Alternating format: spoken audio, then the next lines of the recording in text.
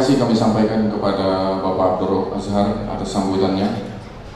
Menginjak acara yang selanjutnya adalah kajian umum yang akan disampaikan langsung oleh Bapak Agus Mustafa. Sebelumnya kami persilahkan dulu kepada Bapak Agus Mustafa untuk menempati tempat yang sudah disediakan. Baik, Bapak Ibu hadirin sekalian yang dimuliakan oleh Allah Subhanahu wa taala.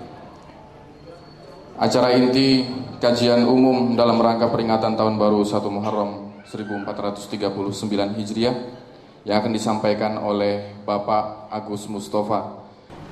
Baik, Bapak Ibu sekalian yang saya hormati, untuk efisiensi dan efektivitas waktu akan segera kita mulai saja kajian ini. Sebelumnya kami sampaikan bahwasanya kajian ini akan terdiri dari 2 sesi. Yang pertama adalah sesi penyampaian materi oleh Bapak Agus Mustafa yang kurang lebih nanti berlangsung sekitar 1 sampai 1,5 jam. Kemudian sesi yang selanjutnya adalah sesi diskusi atau dialog yang akan dibuka dalam waktu 30 menit kurang lebih. Baik, langsung saja kami persilahkan kepada Bapak Agus Mustafa. Monggo, Pak. Assalamualaikum warahmatullahi wabarakatuh. Innal hamdalillah nahmaduhu wa nasta'inuhu wa nastaghfiruh wa na'udzu billahi min shururi anfusina wa min sayyiati a'malina. Man yahdihillahu fala mudilla lahu wa man yudlil fala hadiya lahu. Asyhadu an la ilaha illallah wahdahu la syarika lah wa asyhadu anna Muhammadan abduhu wa rasuluhu la nabiyya ba'dah. Allahumma shalli wa sallim wa barik ala Muhammadin wa ala alihi wa ashabihi wa man tabi'ahu bi ihsani ila yaumiddin, amma ba'du. Yang saya hormati Bapak Abdul Rauf, pimpinan cabang Muhammadiyah Kepanjen beserta seluruh jajaran pengurus. Yang saya hormati Bapak dan Ibu sekalian, alhamdulillah Allah mempertemukan kita persis di awal tahun Hijriah. Kita berharap ini menjadi momen yang penuh berkah buat kita semua. Saya tadi mendengarkan kata pengantar beliau, luar biasa Muhammadiyah di sini semangatnya. Beragama itu bukan cuma teori. Beragama itu adalah praktek. Jadi percuma teorinya ketangkep, ya, jujur, teori kejujuran sudah paham, hafal ayatnya, hafal, sudah dijalankan apa belum, nah kalau gunanya. Sudah tahu teori keadilan, sudah paham, hafal ayatnya, hafal, sudah adil belum, kano gunanya. Beragama adalah praktek. Bahkan sudah hafal Quran itu loh. Hafal Qurannya, hafal, sudah dijalankan belum, kano gunanya. Sudah sekolah S1, S2, S3, ya, kumlot, sudah dijalankan belum, gak ada gunanya. Beragama adalah praktek. Dan nanti yang dimintai pertanggungjawaban bukan teorinya, Bapak Ibu. Bukan soal hafalan ayat-ayat Qur'annya, bukan. Sudah dijalankan apa? Belum. Sudah diamalkan apa? Belum. Nah, itulah yang menjadi nilai kita di hadapan Allah. Karena itu himbauan Pak Rauf tadi, saya sangat mengapresiasi. Ayo kita praktek dalam beragama ini. Bukan cuma paham teori kedermawanan, teori sedekah, teori zakat, teori gitu ya, tetapi betul-betul kita amalkan karena nilai kita di hadapan Allah. Ya, yang kita amalkan itu yang ditimbang bukan teorinya, tetapi adalah amalannya. Bukan cuma berteori agama, tapi beragama, betul-betul beragama. Ya, mudah-mudahan hari ini menjadi momentum yang luar biasa, khususnya untuk dakwah umat Islam di Kepanjen, di Malang Raya dan sekitarnya ini. Mudah-mudahan Allah berikan barokah yang banyak buat kita semua. Amin ya rabbal alamin. Bapak dan Ibu sekalian, kita memasuki tahun baru Hijriah. Saya ingin tahu apakah Bapak Ibu hafal ya urut-urutan bulan Hijriah itu. Bulan pertamanya apa, Bu? Muharram. Bulan kedua? Mulai Safar. Bulan ketiga? Rabiul Awal. Terus Rabiul Tsani. 5 Jumadil Awal, Jumadil Ula. Terus Jumadil Tsani. Terus Rajab, Sya'ban, Ramadan, Syawal, Zulqa'dah, Zulhijjah. Ayo sekarang diulang lebih cepat ya.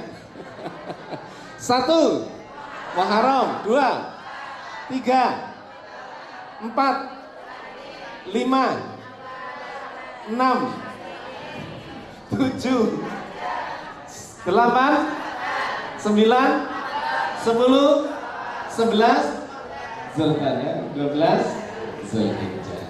Jangan-jangan yang lebih hafal yang versi bahasa Jawa. Yang versi bahasa Jawa apa bulan pertamanya? Suro. Lebih banyak ini nanti awal lebih banyak. Suro, terus Safar, Mulud, Ba'da Mulud, Jumadil Awal, Jumadil Akhir, Rejab, Ruwah, Poso, Sawal, Selo besar. Alhamdulillah. Sing luwih hafal basa Jawa nih ya. Tolong nanti dihafalkan karena ya ibadah kita ini patokannya di kalender Hijriah. Ya banyak gitu. Apalagi yang lebih jauh dari itu. Kita ini sedang bermasalah dengan penetapan kalender Hijriah. Gak selesai-selesai Bapak Ibu ratusan tahun. Iya. Di zaman Khalifah Umar itu loh gak ada masalah. Beliau menetapkan dengan cara hisab urfi waktu itu.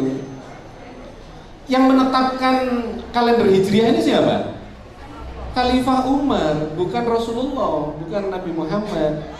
Ya, tetapi di zaman Khalifah Umar bin Khattab, beliau melakukan atau menetapkan kalender Hijriah. Ya. Bapak dan Ibu sekalian, yang menetapkan kalender Hijriah ini adalah Khalifah Umar bin Khattab. Untuk menyeragamkan, beliau menetapkan kalender Hijriah itu secara hisab urfi. Gampang patokannya. Kalau bulannya ganjil, usia bulan itu 30 hari. Kalau bulannya genap, 29 hari. Wis ngono dong. Jadi bulan Muharram usianya 30, Safar usianya 29 gitu. Rabiul Awal 30, Rabiul Tsani terus begitu. Nanti bulan Ramadan, bulan ke-9, bulan ganjil. Maka selalu 30 hari di zaman Khalifah Umar bin Khattab. Gak ono gegeran kayak sekarang ini, berbeda. Ada yang hisab, ada yang ru'yat, dan kemudian hampir setiap tahun. Ya ini alhamdulillah beberapa tahun terakhir ini posisi bulannya tidak kontroversial. Begitu posisi kontroversial di bawah 2 derajat, wis toh, pasti rame, seru ceritanya. Ada yang Ramadannya hari ini atau besok, ada yang lusa gitu. Ada yang 1 Syawalnya besok, ada yang 1 Syawalnya lusa.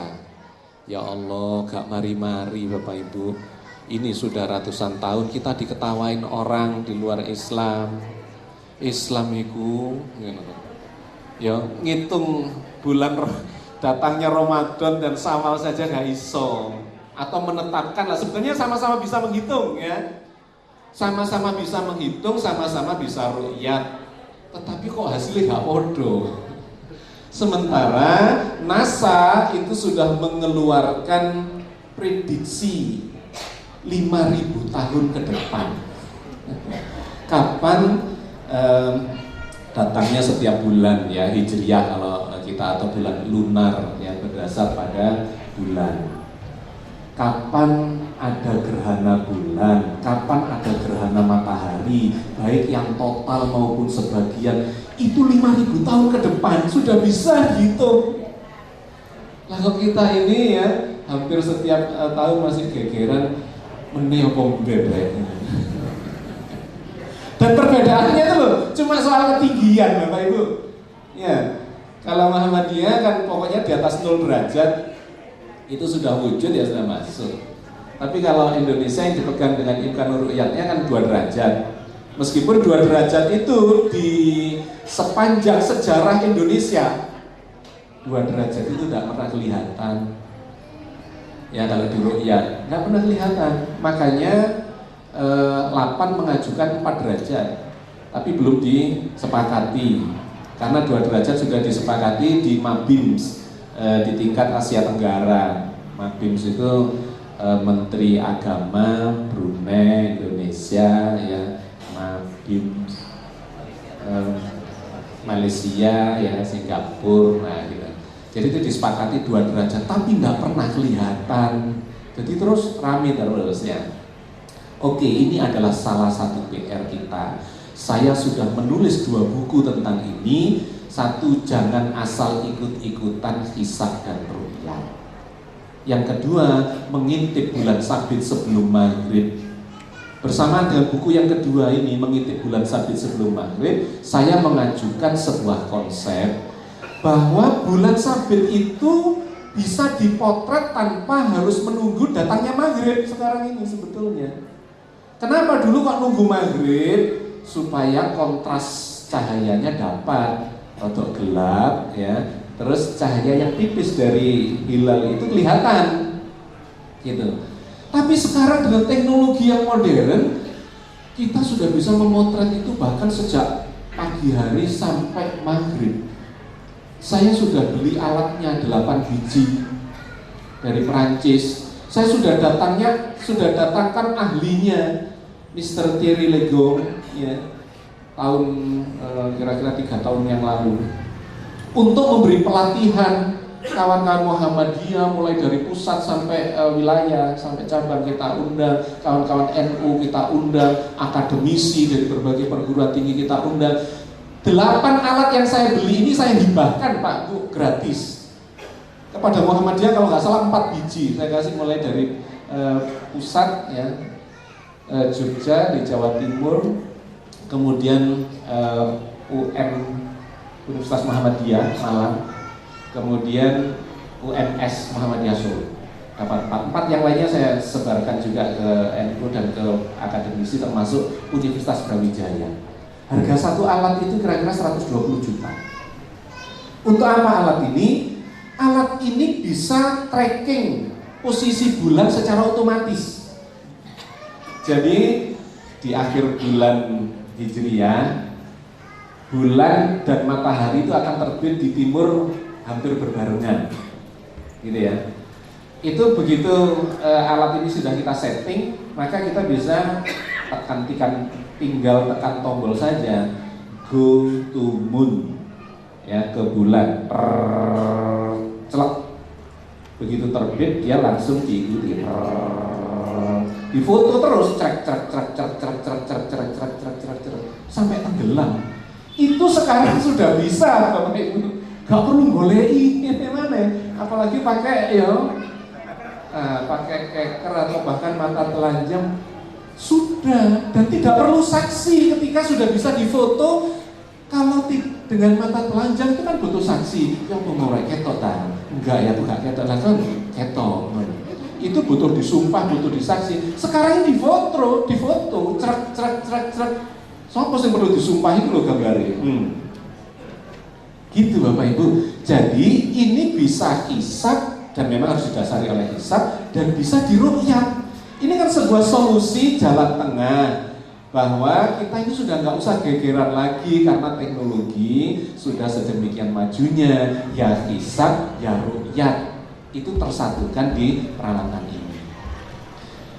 Itu saya sudah ketemu Pak Din Samsudin waktu itu. Saya sudah ketemu, Kiai Akil Sirot waktu itu, tetapi Yusuf durung mari, durung iso bertemu dalam kesepakatan ini. Saya nggak tahu di mana masalahnya ya. Karena saya ini pingin menjembatani ini ya. Sudah 3 tahun ini, tetapi masih ada hal-hal yang tidak mendasar yang menyebabkan ini tidak bisa dipertemukan. Tetapi kita tidak boleh putus asa. Umat Islam ini harus bersatu padu ya, untuk membangun peradaban Islam yang dulu pernah maju luar biasa. Oke. Saya nggak terlalu jauh cerita ini. Nanti, nah temanya jadi nggak ini. Saya diminta atau kita akan mengkaji mengenal Allah lebih dekat. Kenapa kok saya memilih ini? Saya sempat diskusi dengan Pak Rauf dan kawan-kawan waktu itu. Pak Agus, mungkin nggak ya kita mengadakan kajian yang terkurikulum di Malang Raya ini? Untuk apa? Supaya kita belajar agama ini nggak muter-muter. Ya, wis mari krungu iki nang pengajian sing kono ya krungu iku maneh. Nang kono ya iku maneh. Nanti Jumatan lho sing dibahas iku maneh. Bulet tidak selesai-selesai, kita tidak pernah maju, ya. Oke, Bapak dan Ibu sekalian, jadi ada baiknya kita ini melakukan kajian secara terstruktur, dikurikulumkan. Kenapa? Karena ilmu Islam ini luar biasa, dalamnya luar biasa, luasnya dahsyat banget. Kawan-kawan yang tidak berkesempatan sekolah secara formal S1, S2, S3 di bidang agama bisa melakukan kajian terstruktur begini secara dikurikulumkan. Insya Allah dengan cara itu umat Islam ini nggak muter-muter di soal fikih saja, dan itu memunculkan gegeran nggak selesai-selesai. Kita mesti semakin dalam, semakin dalam, semakin dalam. Nah, saya berupaya untuk itu salah satunya dengan menulis buku. Ya, karena buku itu adalah warisan abadi. Para ulama di abad-abad pertengahan zaman keemasan Islam itu mereka penulis buku yang hebat dan produktif. Tapi umat Islam di zaman ini sangat kurang nulis buku, khususnya di Indonesia. Kalau nggak percaya, Bapak Ibu datang ke toko buku, coba dicek buku-buku agama Islam yang tulisan orang Indonesia ada berapa. Waktu saya memulai menulis buku ini 13-14 tahun yang lalu, mulai tahun 2003 saya menulis. Saya melakukan survei kecil-kecilan ke toko buku. Berapa banyak ya buku agama yang ditulis oleh orang Indonesia? Ternyata buku agama yang beredar di Indonesia di toko-toko buku itu kira-kira 70% itu terjemahan. Cuma kira-kira 30% saja yang tulisan orang Indonesia. Kita mau buktikan. Tolong disebutkan siapa penulis Indonesia. Itu agak sampai tangan jariku itu ada habis. Siapa?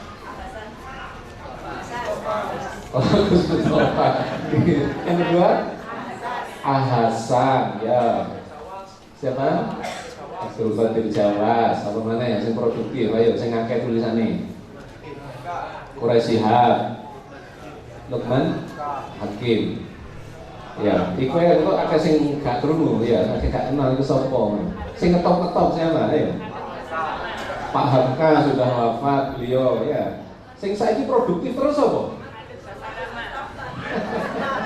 Gak habis ini loh, 10 jari ini loh gak habis. Padahal peradaban itu salah satunya kelihatan dari karya tulisnya. Ya, Bapak dan Ibu sekalian, ini keprihatinan kita bersama. Di zaman keemasan Islam, yang namanya Ibnu Sina, ya, atau Averroes, ada yang nulis Al-Jabar di bidang kimia, di bidang subhanallah waktu itu di bidang ilmu falak, astronomi, ya. Itu luar biasa dan diterjemahkan ke negara-negara di Eropa dan kemudian akhirnya sampai ke Amerika dan seterusnya. Peradaban manusia modern itu dasar-dasarnya diletakkan justru di zaman keemasan Islam. Lah kok sekarang umat Islam kurang melakukan ini? Bapak dan Ibu sekalian, saya kemudian ya mewajibkan diri saya untuk sharing satu lewat tulisan. Setiap 3 bulan saya menargetkan diri saya sendiri 1 buku. 1 tahun 4 buku minimal.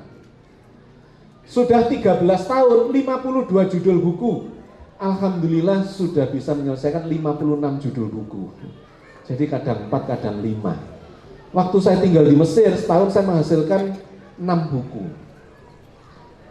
Bapak dan Ibu sekalian, ini adalah warisan kepada lintas generasi yang bisa menjadi kajian. Nah, poin yang ingin saya sampaikan, kita harus mengkurikulumkan ini, ojo muter-muter terus, bergerak maju terus. Karena Islam ini sebetulnya adalah agama yang mendampingi peradaban. Kajian kita ini masih terus zaman abad pertengahan. Ya. Padahal ini tantangannya ke depan luar biasa. Ya. Baik secara politik, secara ekonomi, secara teknologi, ya, secara informasi, secara segala macam perkembangannya luar biasa. Saya nulis buku salah satunya Heboh Seperempat Manusia. Ya. Cerita tentang perkembangan rekayasa genetika saja, itu subhanallah. Umat Islam kaget-kagetan terus, tergagap-gagap, ketinggalan kereta, pergerakan peradaban. Dulu waktu masih diperkenalkan pertama kali transfusi darah, geger. Halal haram. Durung mari halal haram soal transfusi darah, sudah muncul transplantasi organ. Wah, ini halal haram. Durung mari transplantasi organ, muncul bayi tabung. Bayi tabung belum selesai dibahas, muncul cloning. Cloning belum selesai dibahas, muncul stem cell, muncul rekayasa genetika dan sebagainya. Umat Islam bingung dong. Bapak Ibu, Islam harus mendampingi pergerakan peradaban. Saya sedang merancang tulisan tentang artificial intelligence, kecerdasan buatan. Wah, ini juga heboh ini ke depannya. Ya. Karena robot itu akan bisa dibikin meniru manusia. Bukan kayak komputer yang ini bisa belajar robotnya itu. Jadi nggak perlu diinstal begitu, tapi dikasih pembelajaran. Iki jenenge apa? Iki jenenge getuk. Nah, kayak apa? Untuk kapan-kapan kayak itu. Dengan pembelajaran. Dan belajarnya lebih cepat dari manusia.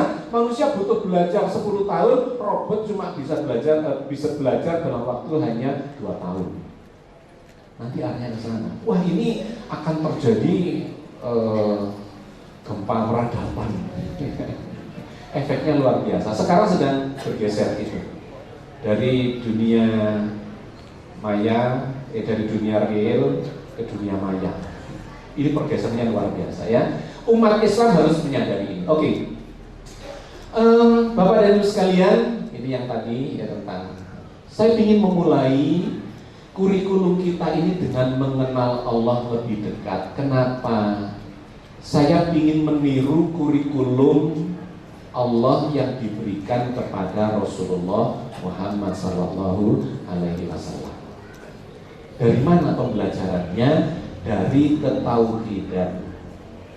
Di periode Mekah, kira-kira 12 tahun itu belum ada perintah sholat, belum perintah puasa, zakat, atau pemenang haji, belum ada. Ibadah-ibadah mahdoh itu belum ada selama kira-kira 12-13 tahun di periode Makkah. Yang ada apa? Cuma ayat-ayat atau wahyu-wahyu memperkenalkan Allah. Siapa itu Allah, di mana Allah, bagaimana Allah. Allah sudah meliputi kita. Allah lebih dekat daripada urat leher kita sendiri. Kemanapun menghadap kita berhadapan dengan Allah. Pokoknya Allah belasan tahun. Hari ini kita ngaji Allah 2 jam. Ya, Anda bisa melihat kedalamannya ini. Ya, kedalaman materi yang sebetulnya terkandung di dalam Al-Quran Al-Karim. Seluruh ibadah, seluruh pelajaran Islam itu puncaknya, dasarnya ada di tauhid, puncaknya ada di tauhid. Dimulai dengan syahadat tauhid dan diakhiri ketika mati ya bersyahadat tauhid. Ini substansi dari agama ini. Kalau orang belum mengenal Tuhannya, maka seluruh ibadahnya itu meleset semua. Pondasinya ada di ketauhidan. Makanya belasan tahun Rasulullah ditanamkan ya, oleh Allah ditanamkan ketauhidan itu. Bapak saya yang guru saya sendiri, bapak saya adalah mursyid tarikat yang banyak mengkaji ketauhidan dan melakukan zikir-zikir tauhid. Beliau kalau menggambarkan itu begini. Quran yang firman Allah isinya ada ribuan ayat. Berapa ayat tuh isinya Quran itu? 6.666 ayat. Salah apa salah? Ya, kita masih terjebak pada angka mistis itu 6666 katanya. Tolong nanti dihitung, ya jumlahnya gampang kok. Al-Fatihah berapa ayat, Al-Baqarah, Al-Imran, An-Nisa, Al-Maidah sampai surat An-Nas itu berapa ayat nanti dijumlahkan. Ketemunya berapa? 6.236 ayat. 6.236 ayat ya. Ribuan ayat itu kalau diringkas isinya kata bapak saya itu ada di surat Al-Fatihah. Karena itu disebut sebagai Ummul Kitab, induknya Alkitab. Membaca Al-Quran tidak bisa khatam dalam sehari, ya mungkin sebulan, mungkin 3 bulan, mungkin setahun, mungkin sepanjang hidup. Khatam. Tetapi membaca Al-Fatihah itu sehari dianjurkan berapa minimal? 17 kali dalam sholat kita. Isinya itu mewakili sebetulnya isi Al-Quran. Al-Fatihah. Al-Fatihah ini kalau diringkas isinya, substansinya atau intisarinya ada di kalimat Bismillahirrahmanirrahim. Karena itu membaca Bismillahirrahmanirrahim itu lebih banyak daripada membaca Al-Fatihah. Kalau Al-Fatihah itu 17 kali plus ya. Kalau membaca Bismillah itu berapa kali? Setiap mau melakukan perbuatan mulailah dengan Bismillahirrahmanirrahim. Mulai dari bangun tidur sampai tidur kembali ya. Kalimat Bismillahirrahmanirrahim ini kalau diringkas lagi itu ada di kata apa? Allah. Maka kata bapak saya, lafadzkanlah Allah itu di seluruh aliran nafasmu, keluar dan masuknya nafas itu menzikirkan Allah, Allah, Allah, Allah. Yang istilah Al-Quran itu qiyaman wa qu'udan wa ala junubikum atau junubihim. Itu berdiri, duduk, berbaring, terisi dengan Allah. Di tarekat dikerucutkan lagi, bukan Allah, Allah itu masih nama, tetapi zatnya dia, huwa atau hu. Wis monggo lah kata Al-Quran dengan nama yang mana saja. Allah memiliki Asmaul Husna. Sebutlah namanya. Yang penting setiap saat kita dalam kondisi apapun, berdiri, duduk, berbaring, hati kita nyambung kepada Allah. Itu substansi dari beragama ini. Yang lainnya kembangan. Kalau saya marah loh, Mas, ya Mas kok kembangan? Sholat itu kembangan kan? Iya. Puasa, iya kembangan. Zakat, haji, iya. Ibadah-ibadah itu kembangan. Intinya adalah Allah. Loh, kembangan maksudnya ya apa? Itu cuma alat. Sholat itu cuma media saja. Untuk apa? Untuk berinteraksi dengan Allah, untuk mendekatkan diri kepada Allah. Puasa sama, untuk mensucikan jiwa kita supaya nyambung kepada Allah. Zakat sama, untuk meniadakan rasa kepemilikan terhadap harta benda dunia yang kita akan tinggalkan ini, dan karena Allah. Wis, pokoknya seluruh ibadah itu cuma media. Jangan sampai kita terjebak kepada ibadahnya, salah kaprah nanti. Terus sholat, ya. Sholat itu jadi beban. Bu, ayo bu, sholat bu, ben gak duwe tanggungan. Nah, ini ya. Sholat itu tanggungan. Terus kalau sesudah sholat, rasanya lego. Wis mari sholat lego. Lu gak keliru ta iki? Ya, poso ya gitu. Nah di zaman Nabi itu gimana? Kalau menjelang puasa senengnya gitu. Akhir-akhir puasa sedih karena mau ditinggalkan poso. Loh awak dhewe menjelang poso. Loh posone teko maneh. Begitu puasanya mau selesai, alhamdulillah. Ya, sudah mau lebaran. Ada sesuatu yang kebalik Bapak Ibu di dalam pikiran kita ini. Oke, nanti ini kita jelek-jelekan ya, panjang lebar, harus dikurikulumkan memahami Islam ini. Tetapi intinya saya ingin memulai dari semuanya ini harus dimulai dengan Allah, Allah, Allah, Allah. Komitmen kita sejak awal, asyhadu an la ilaha illallah wa asyhadu anna muhammadar rasulullah. Aku bersaksi, berkomitmen menjadikan Allah sebagai Tuhanku satu-satunya, nggak ada yang lain, kan itu komitmennya. Caranya gimana? Muhammad Rasulullah, ikutilah Nabi Muhammad, kan gitu. Itu kan komitmen awal kita. Bapak dan Ibu sekalian, kata Al-Quran ya dalam surat Al-Hajj ayat 74 ini, ma qadarullaha haqqa qadrihi innallaha laqawiyyun aziz. Mereka belum mengenal Allah dengan pengenalan yang sebenar-benarnya, bahwa sesungguhnya Allah itu benar-benar maha kuat lagi maha perkasa. Di ayat lagi, mereka belum mengagungkan Allah dengan pengagungan yang semestinya. Bapak Ibu, kita ini kayak-kayaknya belum kenal dengan Allah. Coba, kalau saya sebut nama Allah yang ada di benak Bapak Ibu apa? Kalau saya sebut nama Allah di benak Ibu apa? Muncul apa? Tulisan A-L-L-A-H atau Alif Lam Lam H gitu ya. Itu tak Allah. Ada disebut nama Allah yang muncul apa lagi? Masjid. Disebut nama Allah yang muncul sajadah. Disebut nama Allah yang muncul Ka'bah. Ya, sampai ada yang berpendapat Allah itu berada di dalam Ka'bah. Loh, sik ta? Loh kan namanya Baitullah, Pak. Ya iya ngono. Tapi kalau Pak Rauf punya beberapa rumah, itu rumahnya Pak Rauf apa? Pak Rauf selalu tinggal di situ kan nggak begitu cara pemahamannya. Rumah Allah ya miliknya Allah, ya ini juga rumah Allah. Bapak Ibu sekalian, ada sesuatu yang harus kita klarifikasi lagi. Sejumlah kalau saya berangkat umroh itu kan 9 hari itu kajian, ada 7 kali kajian karena yang 2 hari untuk perjalanan. Itu kita tanamkan ini. Salah satunya ketika saya tanya, jenengan kalau sholat itu yang kebayang Allah di mana? Di depan saya, duduk di atas singgasana. Saya tahu. Ini ngomong kira. Ada lagi yang ketika di depan Ka'bah, dia merasa dia sedang menghadap Allah. Di Ka'bah itu, loh bener tak? Allah di dalam Ka'bah itu tak?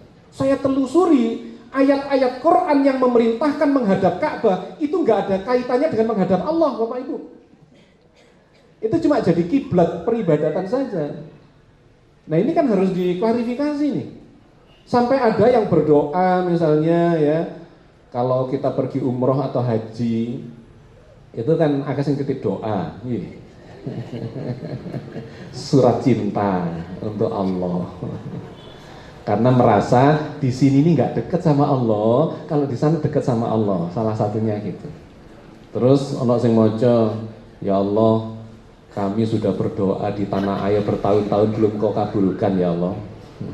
Di sini di dekatmu, di dekat rumahmu berdoa, dia perasaannya dekat dengan Allah di sana. Ini ada sesuatu yang harus diklarifikasi nih. Jangan sampai salah kemudian menganggap Allah itu di sana dan di sini nih jauh. Saya menulis ini di buku salah satunya Pusaran Energi Ka'bah. Memang energinya besar ya. Tetapi harus benar nih cara persepsinya. Yang kedua di buku Berdoa atau Menyuruh Tuhan. Kita ini seringkali berdoa itu nyuruh-nyuruh ya, nyuruh-nyuruh Tuhan. Kalau pas butuh eling Tuhan, eling Allah, lek pas gak butuh lali. Tuhan tidak kita jadikan Tuhan dalam hidup kita. Aduh, melingkar-lingkar di sini soal ketauhidan ini luar biasa dampaknya dalam kehidupan kita, karena banyak di antara kita sholatnya itu kadang bukan karena Allah. Misal nih, sholat duha supaya apa, Bu? Supaya akhir rezeki ini, ya, bukan karena Allah. Terus poso karena apa? Macam-macam, ben lulus ujian, biar naik jabatan, ya naik pangkat dan seterusnya. Ada sesuatu yang harus kita klarifikasi nih, harus kita murnikan lagi. Kalau ini salah, soalnya nanti salah semua. Sholatnya salah, posonya salah, dan seterusnya ya.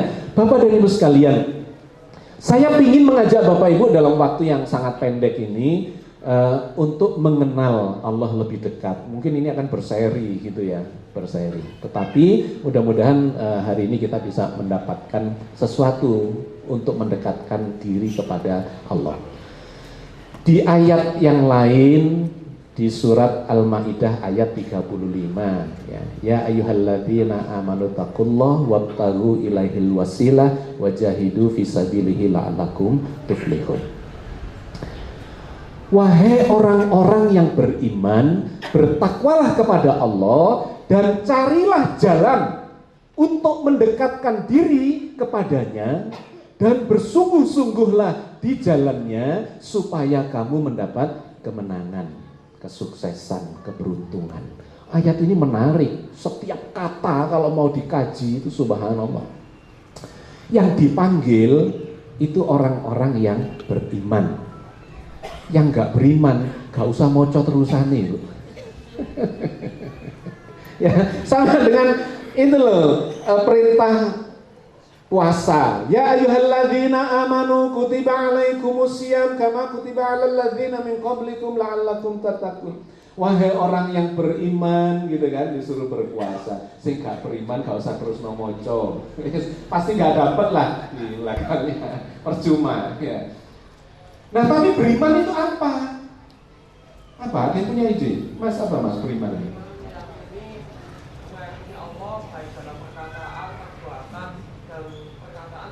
Oh iya, ini arek sekolahan nih Mas. Kalau jenengan apa? Iman itu apa? Beriman. Sing ringkes ae, Mas. Sak kalimat lek perlu, sak kata. Percaya, yakin. Ayo pilih mana? Percaya atau yakin? Yakin. Bobotnya lebih berat mana? Yakin. Percaya itu Bapak Ibu prosesnya pendek. Kalau saya sudah akrab dengan Pak Rauf, kemudian saling merekomendasikan, beliau merekomendasikan temannya, Pak Gus Kilono Koncoku, pingin bisnis kerjasama dengan Anda. Karena saya melihat direkomendasikan oleh beliau, saya bilang, oke, saya percaya. Tapi untuk yakin, saya akan bilang, Pak, coba deh. Saya coba setahun, 2 tahun, 3 tahun, barulah saya yakin. Orang ini amanah, jujur, orang ini modalnya kuat, orang ini pemasarannya bagus, orang ini jaringannya dan seterusnya, barulah saya yakin. Yakin itu butuh proses panjang, jatuh bangun, faham, jatuh bangun, ya, merasakan, barulah yakin. Sehingga keyakinan itu ada tingkatannya. Apa yang terendah? Ilmul yakin. Yang lebih tinggi ainul yakin. Paling tinggi hakul yakin. Ini ada prosesnya. Gak bisa keyakinan itu ujuk-ujuk, ya. Tiba-tiba, Bu, yakin Bu soal ini. Aku gak paham loh Mas. Sudahlah Bu, yakin saja. Yowis yakin loh. Yakin pakai yowis. Itu namanya gak yakin. Puasa itu bagus apa enggak buat kesehatan lahir batin? Bagus apa enggak? Bagus. Yakin? Yakin. Sudah merasakan? Wah, mantap ya, yakin. Allah itu ada apa enggak? Yakin? Sudah ketemu? Belum. Oh, belum yakin? Loh, gak mungkin kalau ketemu. Nah, ya, Bapak Ibu, orang yang di level ilmu yakin Ditanya yakin Allah ada? Yakin. Sudah ketemu? Belum. Loh lah kok yakin? Iya, kata guru saya, kata bapak saya, kata dokter ini orang bahasa, katanya. Itu namanya ilmu yakin. Yakin karena diberitahu, diajari, dikasih tahu. Itu ilmu yakin. Tapi orang yang di level ainul yakin, ditanya, yakin Allah ada? Yakin. Sudah ketemu? Sudah. Kapan? Loh, sholat aku ketemu sama Allah. Dialogis sama Allah. Doa-doa saya berjawab kok. Zikir saya nyambung. Baca Quran saya dapat inspirasi, dapat petunjuk dari Allah. Nyambung dengan Allah. Yakin? Yakin, Re. Ainul yakin. Iya, meskipun ain itu mata, tetapi bukan berarti mata dalam konteks fisikal, melainkan dia merasakan dengan menyaksikan sendiri, ya, merasakan sendiri. Ainul yakin. Orang yang hakul yakin ditanya Allah ada, yakin, sudah ketemu. Oh, setiap saat, ya. Bangun tidur ketemu Allah, ya mandi ketemu Allah, wudhu ketemu Allah, sholat apalagi ketemu Allah, zikir ketemu Allah, makan ketemu Allah, bekerja ketemu Allah, di jalan ketemu Allah, sampai tidur kembali. Dalam seluruh aktivitas kita bertemu dengan Allah. Yang kata Al-Quran, walillahil masyriqu wal maghribu fa'ainama tuwallu fathamma wajhullah. Timur dan barat itu milik Allah. Kemanapun kamu menghadap, kamu sedang berhadapan dengan Allah. Melihat langit ketemu Allah, melihat ya bulan, bintang, galaksi, matahari ketemu Allah, melihat pohon ketemu Allah, melihat hujan ketemu Allah. Seluruh peristiwa kita yang kita alami, kita bertemu dengan Allah. Orang yang merasakan ini karena sudah ainul yakin selama puluhan tahun, dia mantap betul. Kayak Ibrahim, kayak Nabi Muhammad juga, kayak para nabi, mengalami proses. Iya. Ono ragu-ragu nih awal-awalnya. Iya.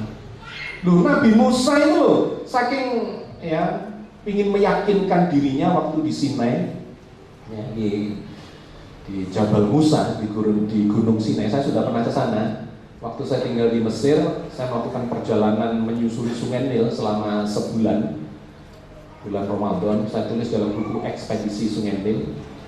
Salah satunya saya sempat naik ke Gunung Sinai itu. Di Jabal Musa, tempat Nabi Musa bermunajat pada Allah, dan kemudian diabadikan dalam Al-Quran. Pingin melihat Allah, pingin melihat Allah. Ya Allah, tampakkanlah dirimu.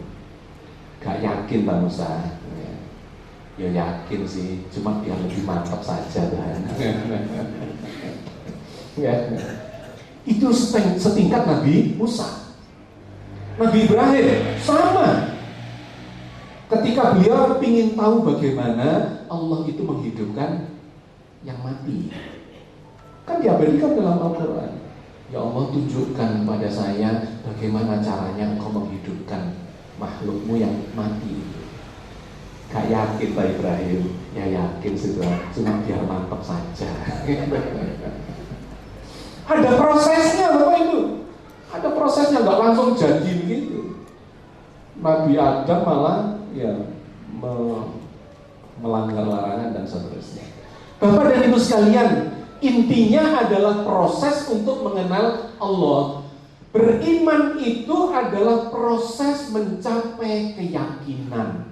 Keyakinan itu mesti mengalami jatuh bangun, mengalami berdasarkan kefahaman. Orang yang tidak paham itu nggak akan bisa meyakini. Kefahaman itu harus dimulai dari pembelajaran. Pembelajaran harus dimulai dengan akal. Jadi ujung-ujung dari beragama ini sebetulnya dimulai dengan akal. Yang tidak punya akal nggak usah beragama, nggak apa-apa. Ya, kawan saya protes, Mas, gak iso beragama kok menggunakan akal. Akal itu terbatas, karena itu jangan menggunakan akal. Kalimatmu itu salah gitu.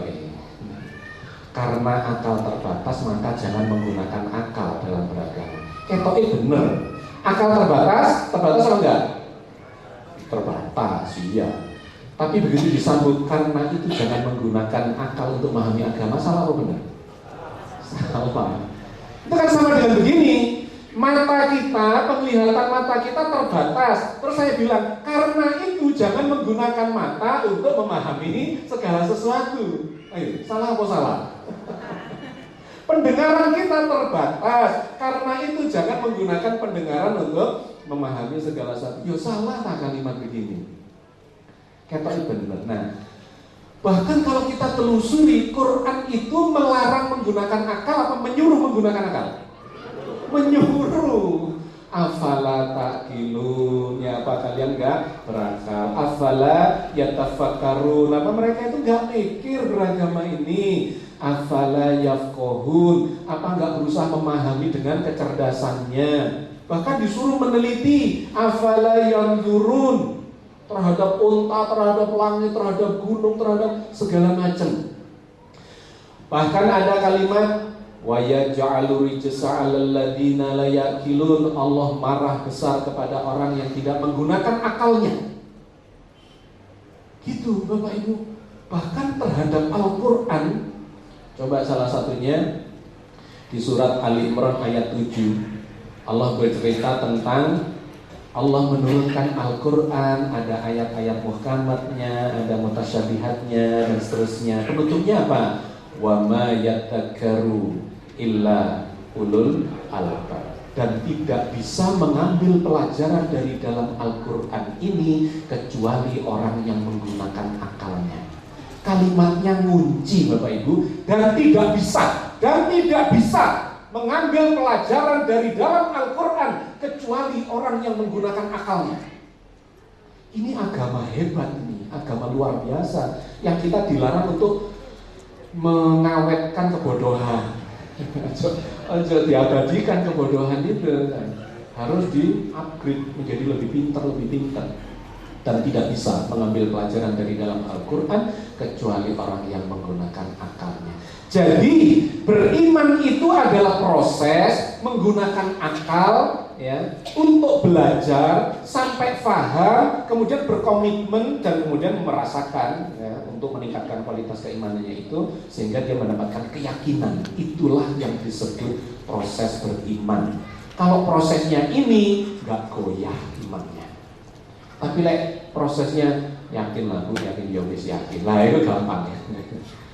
Ya, iman adalah keyakinan berdasarkan proses jatuh bangun. Orang yang masih begitu, kata Al-Quran, masih suruh naik kelas lagi.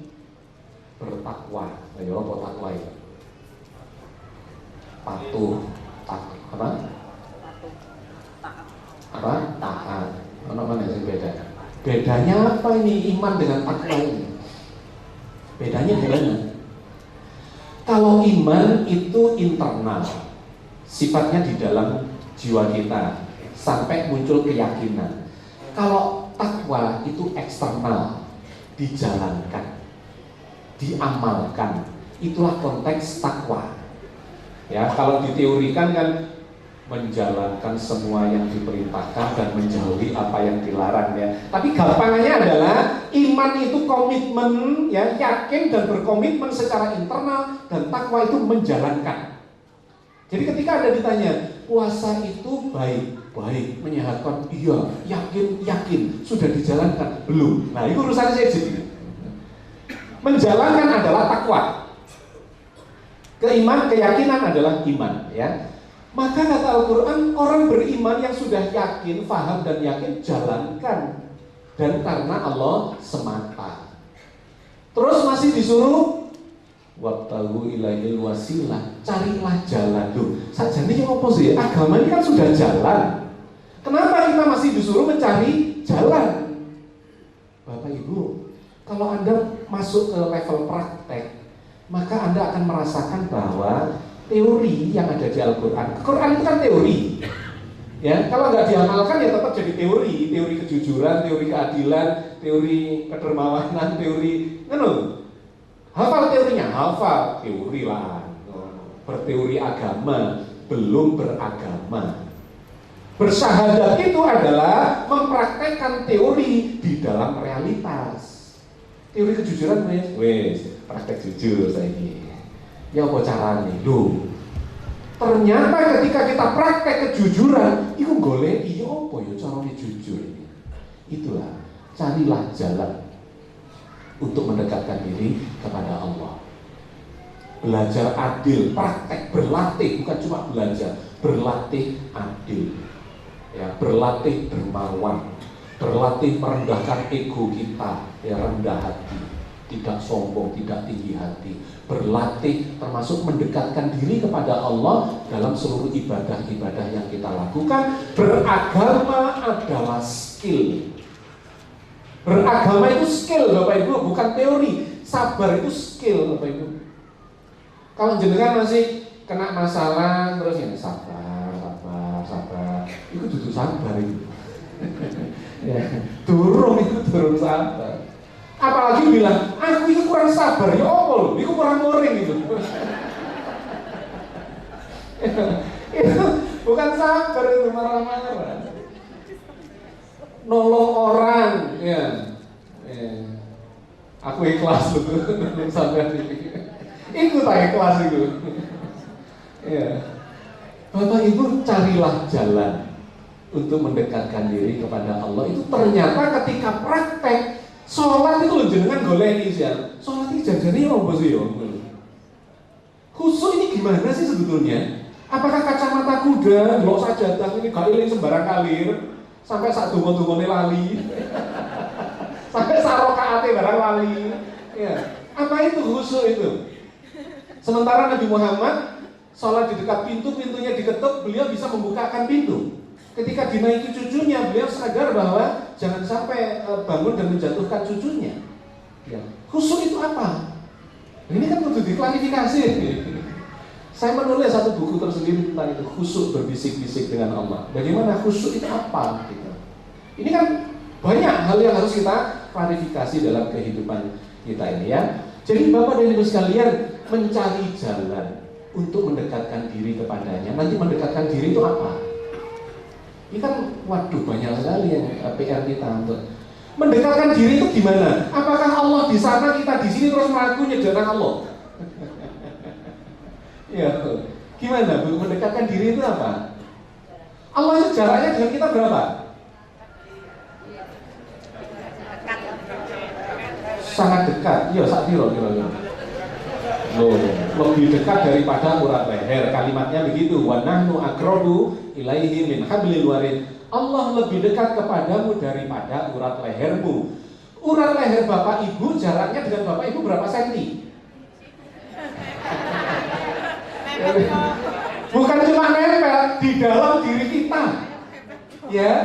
Urat leher itu di dalam diri kita, tidak berjarak. Tetapi Allah mengatakan, aku lebih dekat kepadamu daripada yang tidak ada jaraknya itu. Allahu Akbar. Gimana ini maksudnya? Kita terendam di dalam Dia. Tak juduli buku nih, bersatu dengan Allah. Aku diurang-uring. Kok bersatu dengan Allah lah? Anda menamakannya apa? Kalau lebih dekat daripada yang tidak ada jaraknya itu, Anda menamakannya apa? Kalau Allah meliputi, kita ini diliputi Allah. Bumi diliputi Allah enggak? Diliputi. Tata surya diliputi Allah enggak? Diliputi. Jagat raya ini diliputi Allah enggak? Diliputi. Jadi semua ini berada di dalam Allah atau di luar Allah? Di dalam Allah. Jaraknya berapa? Lebih dekat daripada yang tidak ada jaraknya. Loh, Ustaz, Anda menyebutnya apa? Ya aku repot nyebutnya, ya tak judulnya bersatu dengan Allah. Ya. Tapi gimana jelentrekannya? Kalau Anda cuma baca judulnya murang-muring, tapi nanti kalau dijelaskan, insya Allah, oh ini tuh. Ya nanti kita kurikulumkan satu persatu, kita bahas. Ini masalah-masalah penting yang Rasulullah 13 tahun itu pelajarin cuma gini-gini, oh, bukan gini-gini, ini dasar banget, cuma ini saja maksud saya, gitu, yang ketauhidan. Cari jalan untuk mendekatkan diri kepadanya dan menggunakan kata ya wabtaghi ilaihil wasilah wajahidu fi sabilihi, dan berjihadlah sungguh-sungguh. Carilah jalan dan menggunakan kata dan itu setara berarti. Dan bersungguh-sungguh, gak iso mencari jalan gak bersungguh-sungguh itu gak bisa. Wabtaghu ilaihil wasilah wajahidu, tapi fisabilihi, dan di jalan Allah. Bersungguh-sungguh tapi gak di jalan yang dikasih tahu Allah, ya gak ketemu gitu ya. Mudah-mudahan la'allakum tuflihun, mudah-mudahan kalian mendapat kemenangan. Ya, ayat ini saja kalau mau dibahas dalam banget. Oke, bagaimana jalan mengenal Allah lebih dekat itu? Di sesi ini saya cuma ingin menunjukkan 2 dari sekian banyak. Yang pertama adalah memahami dan mengenali diri sendiri. Siapa kenal dirinya, maka dia akan mengenali Tuhannya. Terus ditakoni, sampe kenal tak sama diri? Ya bro lah, aku Agus Mustafa. Itu maksudnya. Kenali diri Anda, substansi, eksistensi diri kita. Kita ini dari mana, mau kemana, terbuat dari apa, lapisan-lapisan tubuh kita ini ada badan kasarnya, ada badan halusnya, ada rohnya, ya, jiwanya, dan seterusnya. Coba itu dikenali, maka kalian akan bertemu dengan Tuhan di sini. Sama sebetulnya belajar pohon, terus detail ketemu Allah. Belajar bayi, ketemu Allah. Belajar ilmu kedokteran, ketemu Allah. Belajar ilmu astronomi, ketemu Allah. Belajar ilmu sosial, ilmu apapun, akan ketemu Allah. Arahnya ke sana semua. Itu jalan menuju Dia, ya. Yang pertama memahami dan mengenali diri sendiri. Yang kedua memahami dan mengenali jagat raya beserta isinya, seluruh yang ada di sekitar kita ini. Itu 2 jalan yang oleh Al-Quran berulang-ulang dianjurkan kepada kita. Perhatikan dirimu dan alam sekitarmu, ya. Dalam surat Ad-Dariyat ayat 20-21, wa fil ardi ayatul lil mukminin wa fi anfusikum afala tubsirun. Dan di bumi itu terdapat tanda-tanda keberadaan Allah. Di bumi bagi orang-orang yang yakin. Loh, yakin itu bukan main. Prosesnya orang yakin itu sudah paham pasti.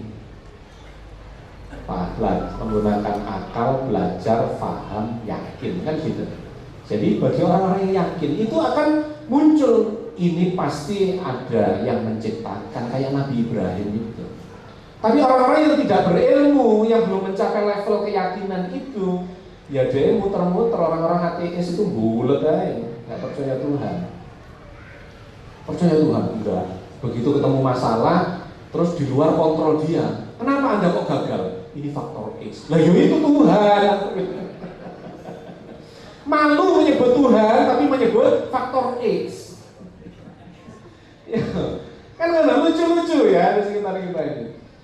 Dan di bumi itu terdapat tanda-tanda kekuasaan Allah atau eksistensi Allah bagi orang-orang yang yakin dan juga pada dirimu sendiri. Maka apakah kamu tidak memperhatikan? Memperhatikannya kemana? Ke dalam kitab Al-Quran apa ke lingkungan ke sekitar kita? Sekitar kita. Ini proses mencari jalan itu gak berakhir di Al-Quran, Bapak Ibu. Ya, terus hafal Qurannya dan paham, belum. Perhatikan itu. Perintah untuk berilmu pengetahuan di dalam Al-Quran itu lebih dari 750 ayat. Sedangkan perintah ibadah makro, kalau dijumlah perintah sholat, puasa, zakat, haji, itu cuma sekitar 60-an puluhan ayat saja. Tapi ilmu pengetahuan 750 sekian. Yang paling banyak dalam Al-Quran itu adalah kata Allah. Bicara tentang Allah itu ada 3000 ayat lebih. Itu hierarkinya Al-Quran. Semakin banyak disebut itu menunjukkan semakin penting, harus mendapat perhatian lebih gitu. Tapi yang sini ya proporsional gitu ya, maksudnya ini ada yang lebih penting, semakin penting, semakin penting, semakin penting. Maka intisari dari Al-Quran itu ya Allah. Dan itu memang kalam Allah kan gitu ya. Oke, Bapak Ibu sekalian, kita disuruh memperhatikan langsung di lapangan. Afala yang turuna ilal ibili kaifa khuliqat. Apakah mereka tidak memperhatikan, meneliti, observasi bagaimana unta diciptakan? Itu perintah penelitian. Kalau jenengan cari di Quran, ya apa ya caranya Allah menciptakan unta? Ada nggak ayatnya? Gak ono, gak ketemu. Cari di hadis, ada nggak? Nggak ada. Adanya di hasil penelitian biologi bab unta. Ya, kalau dijelaskan kenapa kok unta menarik.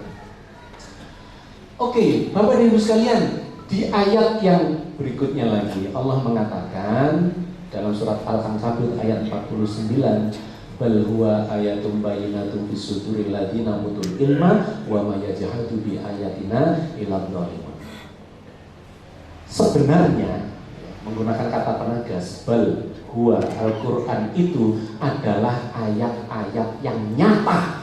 Quran ini ayat-ayat yang nyata di dalam dada orang yang diberi ilmu.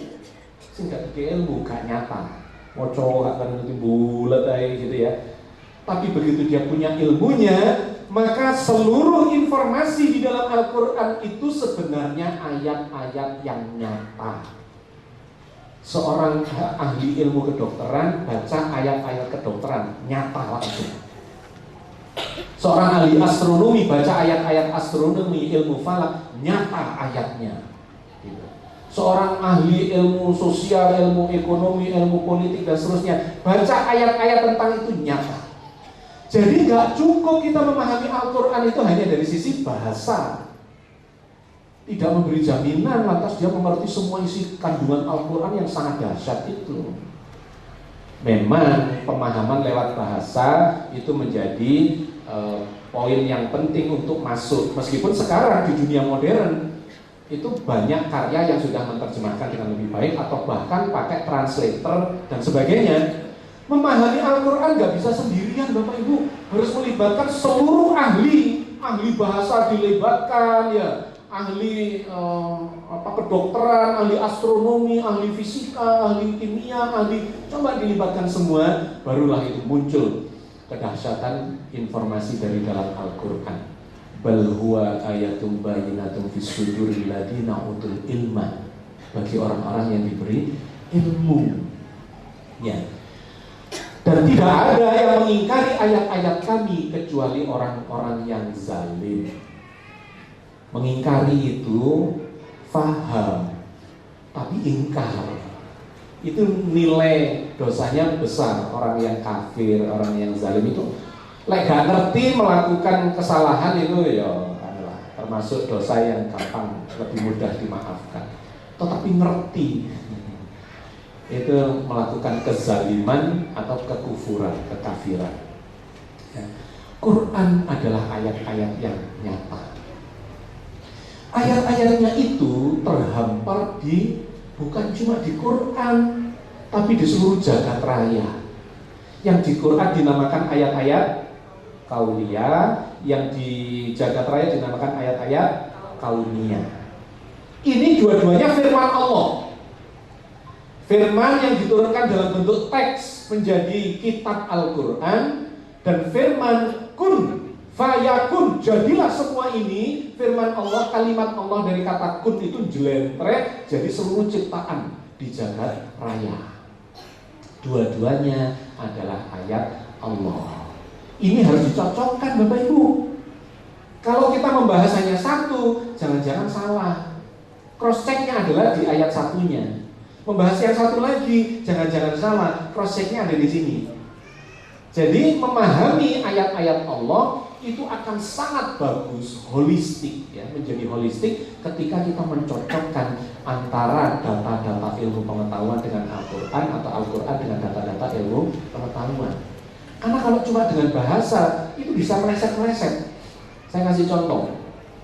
Misalnya terjemahan surat Al-Alaq, Iqra bismi rabbikal ladzi khalaq, khalaqal insana min 'alaq. Allah menciptakan manusia dari Al-Alaq. Apa itu Al-Alaq? Gumpalan darah. Setuju atau enggak? Setuju. Ada yang enggak setuju? Ada yang dokter enggak di sini? Yang dokter enggak setuju. Yang memahami ilmu kedokteran itu tidak setuju bahwa manusia ini bukan tercipta dari gumpalan darah.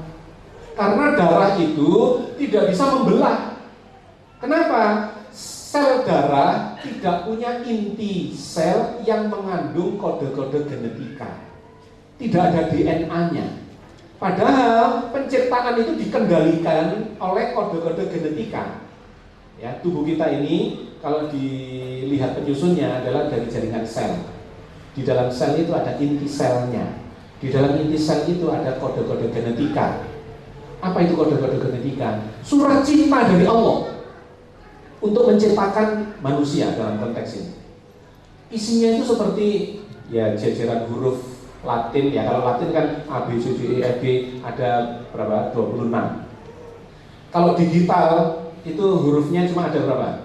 2, 0 sama 1 ya. Ya, biner 0 sama 1. Tapi dari 0 dan 1 ini saja sudah bisa muncul banyak kode. Bisa 00, bisa 11, bisa 01, bisa 00, 11, bisa 0000, 111. Itu tak pirang-pirang ya jadi ini ya. Di dalam inti sel itu kodenya bukan cuma 2 tapi 4. ACGT namanya, itu molekul-molekul kimia. Susunannya akan membentuk kode-kode. A itu adenin, C itu sitosin, G itu guanin, T itu timin. Itu kombinasinya bisa A, bisa C, bisa ACGT, bisa ATG dan muter-muter ya. Itu membentuk surat cinta yang membuat tubuh kita tercipta. Rambut jenengan itu kenapa kok warnanya hitam misalnya? Itu ada kodenya di situ. Warnanya ireng loh ya, aja liraban. Nah, ada perintahnya. Kenapa kok lurus nggak keriting? Itu ada perintahnya di sini. Lurus. Ojo ngeruwel. Tangannya 2, jarinya 5, matanya 2 menghadap ke depan. Ojo ngadep kanan kiri kayak ayam. Itu ada perintahnya Bapak Ibu. Kalau salah, keliru Bapak Diri. Terus meripati kanan kiri ini. Ya, kayak PT. Kenapa alis matanya ibu itu cuma 1 cm, kok enggak 1 meter? Ya, kenapa? Itu ada perintahnya Bapak Ibu. Begitu meleset ya, rusak semua. Ya, Bapak dan Ibu sekalian, bukan segumpal darah. Darah tidak bisa membelah, tidak ada inti selnya, tidak ada kode genetiknya. Meskipun orang hamil kalau keguguran, sing metu kayak gumpalan darah, tapi itu bukan darah, itu sel-sel embrionik. Maka penerjemahan al-alaq menjadi segumpal darah itu salah secara ilmiah. Loh, sing salah sopo iki? Qur'ane apa penerjemahane? Penerjemahane, bukan Qur'annya. Kalau difahami secara letterlet, arti al-alaq, mu'allaq, alaqa itu adalah sesuatu gumpalan yang melekat di dinding rahim. Lah itu malah bener. Tapi ditafsiri oleh orang yang ngerti, ya katanya ahli bahasa tetapi tidak paham ilmu kedokteran. Terus dalam kurungnya menjadi segumpal darah. Lah malah salah. Itu maksud saya, banyak kayak gini ayat-ayat Quran yang harus dipahami oleh ahlinya, bukan hanya soal bahasa tetapi terkait dengan ilmu pengetahuan, karena isi Al-Quran ini dahsyat banget ilmu pengetahuan ya. Ayat-ayatnya terhampar di jagat raya. Inna fi khalqis samawati wal ardi wa ikhtilafil laili wan nahari la ayatil liulil albab. Sesungguhnya dalam penciptaan langit dan bumi dan silih bergantinya malam dan siang hari terdapat tanda-tanda bagi orang-orang yang berakal. Ada tanda-tanda bagi orang yang berakal, ulul albab. Siapa dia itu? Alladzina yadhkurunallaha qiyaman wa qu'udan wa ala junubihim wa yatafakkaruna fi khalqis samawati wal ard rabbana ma khalaqta hadza batila subhanaka faqina adzabannar. Yaitu orang yang yadhkurunallah, orang yang hatinya nyambung, ingat pada Allah. Yadhkurunallah dalam keadaan apa? Qiyaman wa qu'udan wa ala junubihim, ya berdiri ingat pada Allah, duduk ingat pada Allah, bahkan baring-baring leyeh-leyeh ingat sama Allah. Artinya enggak ada terputus, ingat pada Allah. Wa yatafakkaruna fi khalqis samawati wal ard, tetapi dia juga tafakkur. Kalau tadi menggunakan kata tazakur, ya, yadhkurunallah, tazakur itu mengingat, nggak mikir, tapi merasakan. Anda merasakan nggak Allah hadir? Iya, merasakan. Gitu.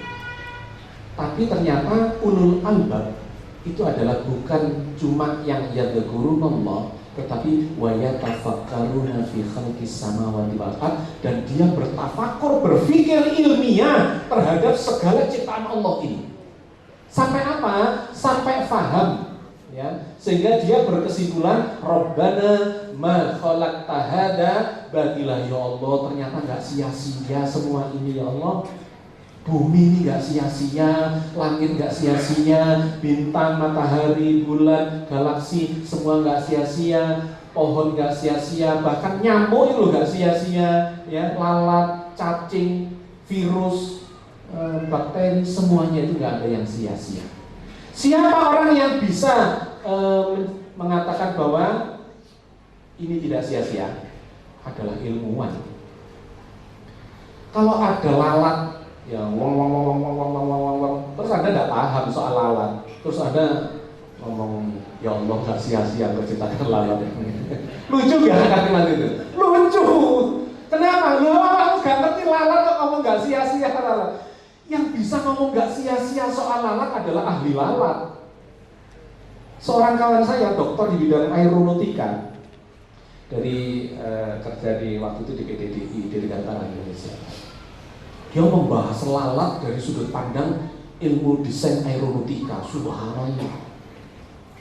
Loh, lalat itu bagus. Angel kecekeli. Kata Al-Quran kan gitu. Ya, kalau lalat itu mengambil, merebut makananmu ya, main front terus nggawa makanan sak cuwil ngono. Berisi angel. Sik gampangan nyamuk. Betul ya, Bu ya? Kenapa? Karena bodinya nyamuk itu panjang ini, lek terbang, ini gampang ketebak. Tapi lalat itu bunder, Bu. Ya, modelnya bunder dan dengan komposisi sayap seperti itu, ini gitu. Itu ditinjau dari desain ilmu aeronautika, geleng-geleng dokter bidang aeronautika. Subhanallah. Saya durung iso gawe pesawat kayak lalat loh. Yang manuvernya itu kayak lalat gitu ya. Sing iso lak ngene kayak angkat udara. Itu bobotnya, belendungnya, sembarang kali itu komposisinya subhanallah. Orang yang paham lalat akan mengatakan Rabbana ma khalaqta hadza batila. Ya Allah, gak sia-sia kau ciptakan lalat ini. Sing ahli nyamuk ya waduh gak sia-sia ya Allah keciptakan nyamuk ini. Perkara nyamuk itu dokter itu laris lepas waya demam berdarah. Iya. Perkara nyamuk itu mali Allah pabrik obat nyamuk. Iya.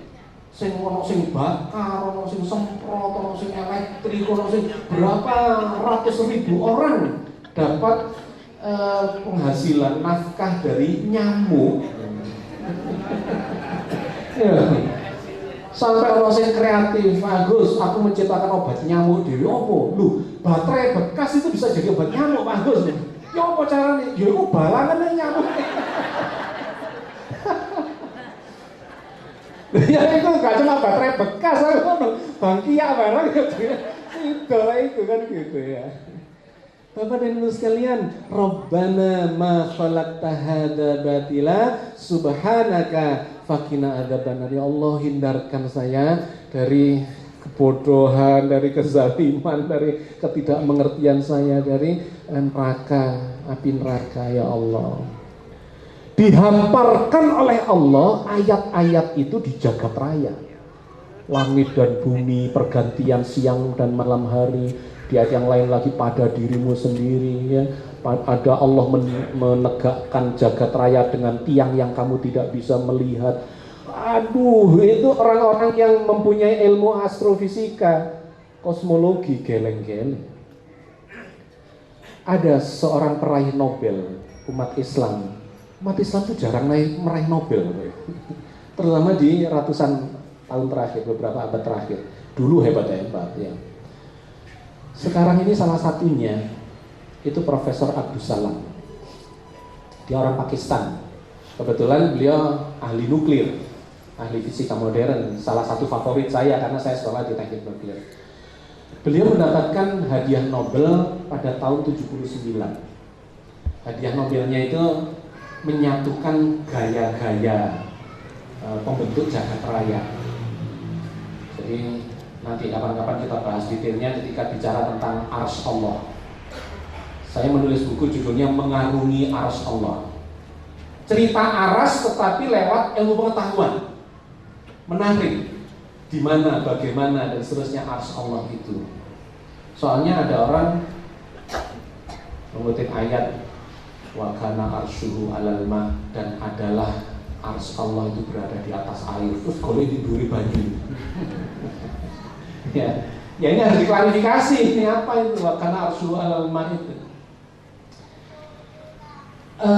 Abdus Salam memperoleh hadiah Nobel karena menemukan penyatuan gaya nuklir lemah dengan gaya elektromagnetik. Ini sengaja nggak saya jelaskan detailkan, tetapi saya cuma ingin mengatakan 4 gaya penyusun jagat raya itu 2 adalah salah duanya adalah elektromagnetik dan nuklir lemah. Ini dia mengatakan ini janjinya satu. Dulu elektro dan magnet itu berbeda. Listrik dan magnet itu dulu berbeda, terus dipersatukan menjadi elektromagnetik gitu. Nah, sekarang diketemukan lagi antara nuklir dengan elektromagnetik itu ternyata juga bisa disatukan. Nanti ini akan disatukan semua. Namanya grand teori. Ini kecenderungannya ke depan. Semua ini penampakan dari sesuatu yang tunggal saja. Ngeri nih kalau bicaranya. Saya nulis di buku Segalanya Satu. Semuanya sebenarnya cuma satu saja. Ya kalau ditelusuri. Segalanya cuma satu, dan ini dibuktikan di fisika. Ternyata ini disatukan, elektro dengan magnetik jadi satu, elektromagnetik dengan gaya nuklir lemah dijadikan satu, nanti dengan gaya nuklir kuat dijadikan satu, dengan gaya gravitasi dijadikan satu. Yang menarik, ketika Abdus Salam itu diminta berpidato pada saat penghadiahan Nobel itu, beliau mengatakan, saya menemukan ini inspirasinya dari dalam Al-Quran surat Al-Mulk ayat 3 dan 4. Subhanallah. Iki wong Islam tenang ini. Quran menjadi inspirasi bagi dia. Sementara banyak umat Islam menjadikan Quran cuma jadi pajangan. Ditenteng nang dindi. Koncoku tak arani kita ini jauh dari Al-Quran, murah-muri. Mas, Quran ini tak gawe nang dindi, Mas. Ya wis seru lah itu. Ya, ada Quran Saku, ada Quran Istanbul. Tahu ya Ibu ya, Quran Istanbul maksudnya. Itu bikinan zaman maju-majunya Turki. Istanbul bisa bikin Quran ukurannya cuma kira-kira 3 kali 4 cm ya. Ternyata benar. Tapi sekarang sulit nyarinya kecuali Anda datang ke dukun dan bayar mahar. Ya, bayar mahar 10.000 nanti dapat Quran Istanbul terus ada Leontin. Nah, itu jimat ya. Ya, nggak karu-karuan nanti ini kacau. Bapak dan Ibu sekalian, beliau itu terinspirasi dari Al-Quran. Begini seharusnya umat Islam. Di bidang politik, di bidang ekonomi, dalam budaya, dalam sains, teknologi, wis apa terinspirasi dari Al-Quran. Karena Al-Quran adalah petunjuk ya. Oke, Bapak dan Ibu sekalian, sorry. Ini boleh dimatikan lampu ini supaya, karena saya ingin menunjukkan ada video sedikit.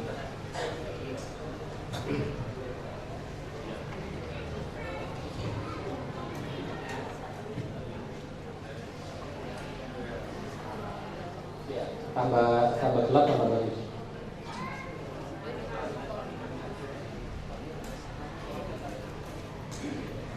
Oke, Bapak dan Ibu sekalian, saya ingin menunjukkan setelah menunjukkan ayatnya, ayat kauliyahnya, sekarang menunjukkan ayat kauniyahnya. Ya, seperti apa? Ini adalah gambaran tentang bumi kita. Ini lengkungan bumi kita. Bumi kita bulat apa datar? Umat Islam saya kasih ngomong datar ya, bumi kita ini ya, ini 7,5 miliar manusia ada di sini. Itu matahari. Jaraknya kira-kira 150 juta kilometer. Oh, kenapa? Kok hilang? Oh, itunya yang mati. Itunya mati. LCD-nya yang mati ya. Oke, nggak apa-apa. Nggak apa-apa. Ya, makanya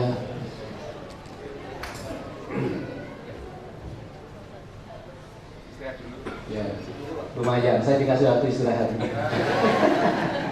Tidak ada yang sia-sia, Bapak Ibu. Jadi tidak ada peristiwa kebetulan, itu nggak ada di Jakarta ini.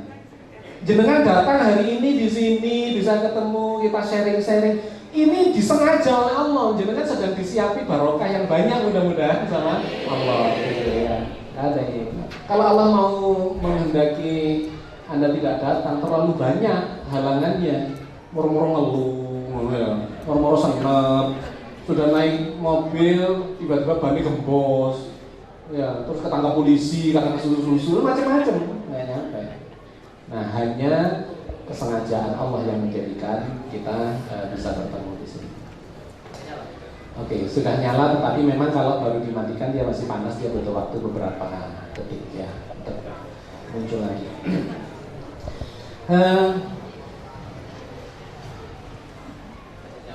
Kenapa? Mau ada yang tanya? Satu atau dua ya, apa Mas?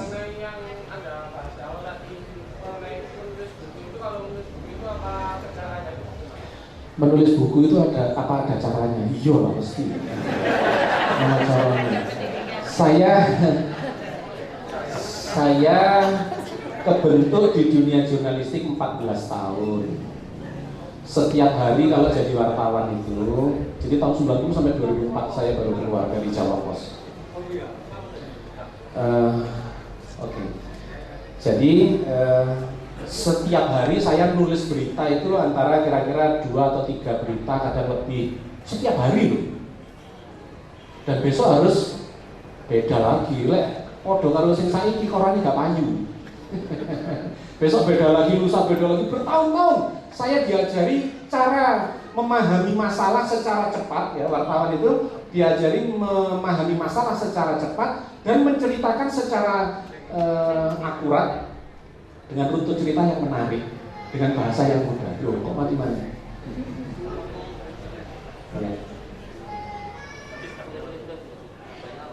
Ya, sudah nyala. Oke. Ya, berarti memang Anda dikasih waktu oleh Allah saya supaya jawab gitu. Ya, setiap hari saya ini di-drill supaya bisa membuat berita 2, 3, 4 setiap hari bertahun-tahun. Nah, dari situ saya punya feeling, saya punya skill, saya punya feeling, saya punya kemampuan bercerita yang memang dilatih. Ini skill, ini bukan teori. Lah diajari teori toh, nggak bisa.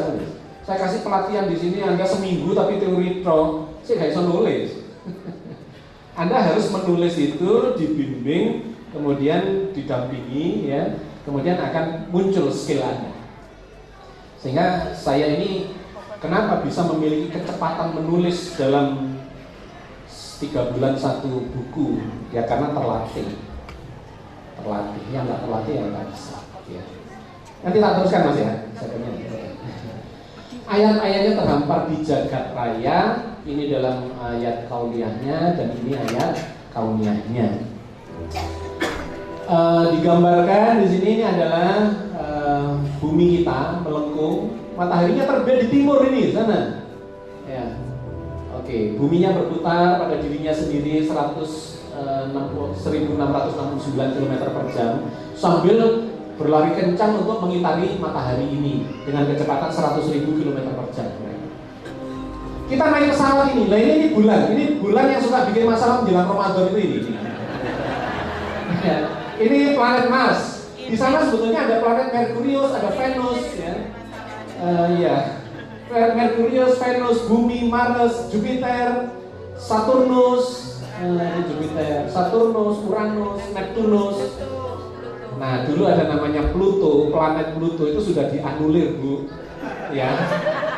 Dianulir nggak jadi nama planet lagi. Bendanya masih ada, tapi tidak boleh disebut sebagai planet karena terlalu kecil. Ya. Maka tata surya kita itu satu matahari dikelilingi oleh 8 planet dan benda-benda lain, ada batu-batu termasuk satelit dan seterusnya ya. Ini tata surya. Matahari ini semakin jauh jadi kelihatan kecil. Nah ini muncul matahari lain, matahari kembar. Ini namanya Alpha Centauri, matahari kembar. Jadi setiap bintik cahaya ini, matahari kita semakin kecil, kita sebut sebagai bintang. Ada bintik lain lagi tadi 2 bintang. Ini bintang.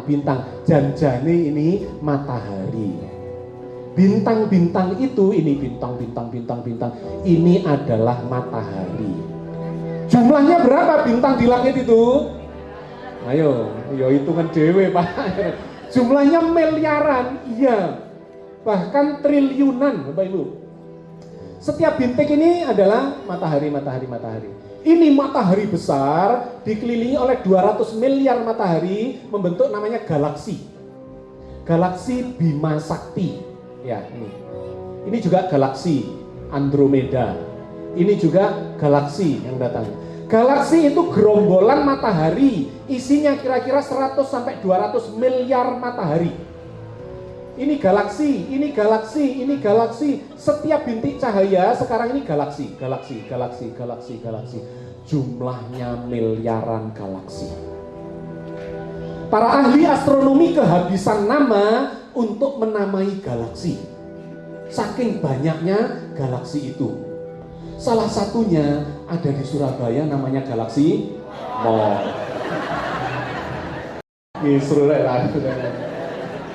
Galaksi, ya namanya demikian.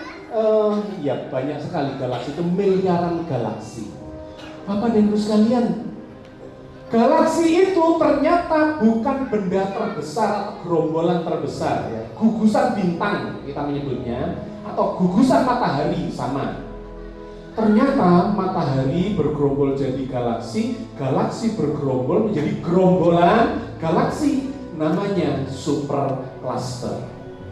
Supercluster adalah benda langit terbesar yang diketahui oleh manusia. Belum tentu itu yang paling besar. Yang terbesar yang diketahui oleh manusia, kumpulan dari galaksi terdiri dari sekitar 100 miliar galaksi. Allahu Akbar.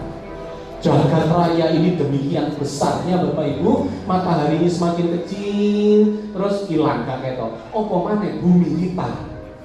Bumi kita itu bukan benda besar di jagat raya. Disebut debu itu loh nggak pantas. Debunya debu itu loh sih nggak pantas. Dan di atas debu itu, di dalam debu itu hidup 7,5 miliar manusia, termasuk awake dhewe. Kepanjen ini dulu toko angkasa gak ketok. Apa mana jenengan aku ini gak ketok, gak ada apa-apanya kita ini di jagat raya Bapak Ibu sekalian. Kita ini debunya bumi. Bumi itu debunya tata surya. Tata surya itu debunya galaksi Bima Sakti karena isinya ada 200 miliar matahari. Galaksi Bima Sakti itu debunya supercluster. Supercluster itu debunya jagat raya, universe, langit pertama. Karena kata Al-Quran langitnya ada 7 sab'as samawat. Saya ceritakan ketika menulis buku terpesona di Sidratul Muntaha, buku tentang Isra Mi'raj. Ketika Rasulullah sudah naik sampai ke langit ke-7 itu kemana? Gimana menjelaskannya secara ilmiah? Mana ayat-ayatnya dan seterusnya harus dicocokkan. Subhanallah ceritanya. Kapan-kapan kalau pas peringatan Isra Mi'raj kita bahas. Saya cuma ingin mengatakan manusia ini debunya bumi, bumi debunya tata surya debunya galaksi, galaksi debunya supercluster, supercluster debunya langit pertama debunya langit kedua debunya langit ketiga, langit keempat, 5, 6, 7, dan seluruh langit yang 7 beserta isinya itu cuma debu atau lebih kecil lagi di dalam kebesaran zat Allah. Allahu Akbar.